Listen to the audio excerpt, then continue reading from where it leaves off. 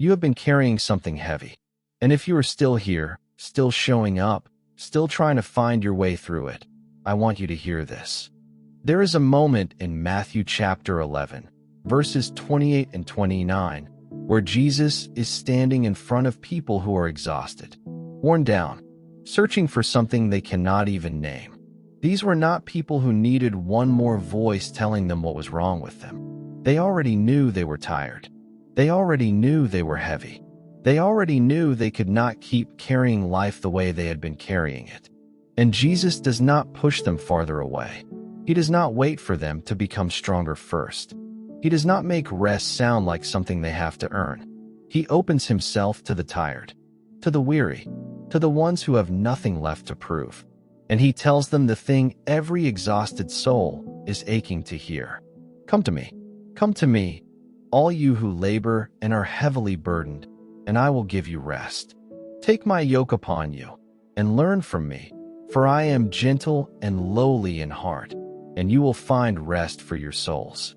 Not come to me when you are better, not come to me when the loneliness lifts, not come to me when the silence breaks or the weight finally gets lighter. Come to me right now, as you are, with all of it.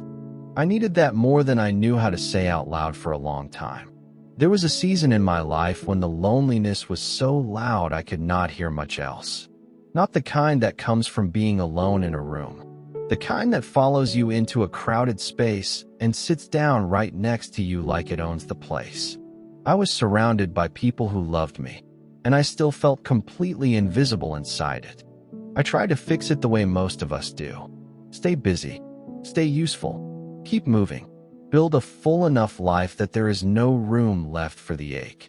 But the fixing never worked, because I kept treating the loneliness like a problem to solve, when God was ready to meet me right inside it. It became a doorway, not in a tidy, everything happens for a reason way, not in a way that made the pain less real, but in the most honest way I know. The loneliness stripped away every distraction I had been using to avoid the one conversation I actually needed to have, the one with God. Not a polished prayer, not a Sunday morning version of myself. Just me, exhausted, out of ideas, with nothing left to perform. And that is exactly where that invitation in Matthew 11 was waiting for me. I want to be careful here because I know not everyone watching this is on the other side of it yet.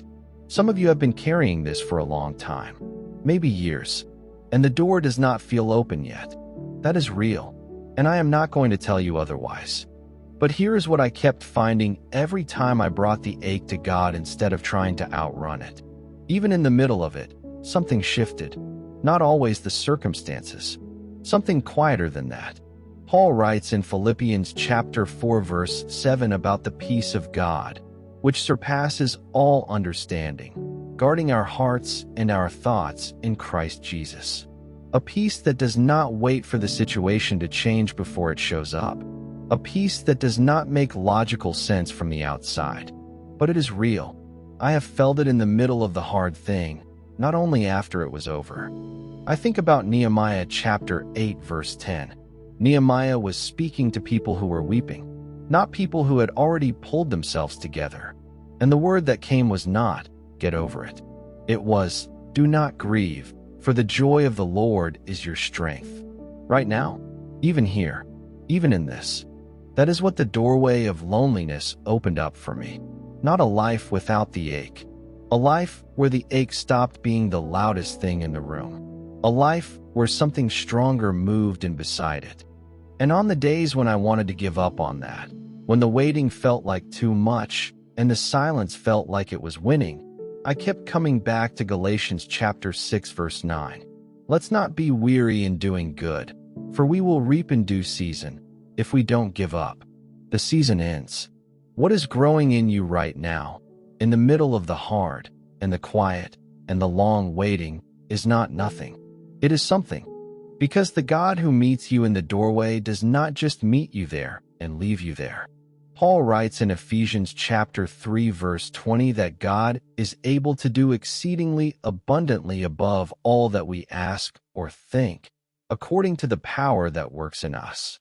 Exceedingly abundantly above all we ask or think. I was not asking for much when the loneliness was loudest. I was barely asking at all, just showing up, just walking through the door because I had nowhere else to go.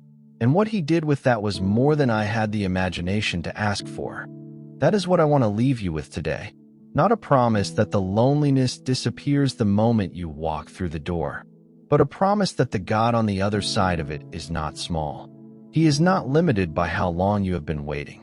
He is not limited by how tired you are. He is not limited by how little strength you have left. He is exceedingly abundantly above all of that, and he is not going anywhere. If this met you where you are, drop rest in the comments below.